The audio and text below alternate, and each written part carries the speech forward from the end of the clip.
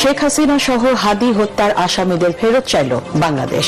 ভারত সফরে ঢাকা দিল্লি সম্পর্ক দৃঢ় করার প্রত্যাশা দুই দেশের পররাষ্ট্রমন্ত্রীর।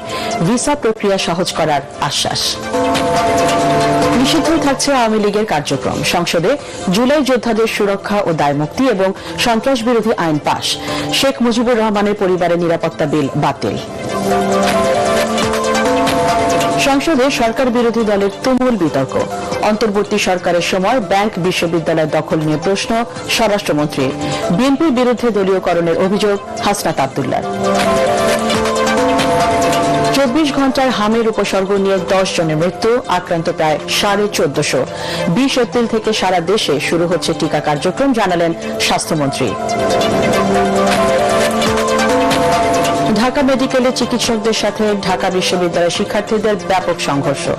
জরুরি বিভাগে চিকিৎসা সেবা ব্যাহত, চরম ভোগান্তিতে রোগীরা। এবং শর্ত সাপেক্ষে 2 সপ্তাহের যুদ্ধবিরতিতে ইরান আমেরিকা। টানা 39 দিনের রক্তক্ষয়ী সংঘর্ষের আপাতত অবসান। শুক্রবার ইসলামাবাদে ওয়াশিংটন তেহরান আলোচনা।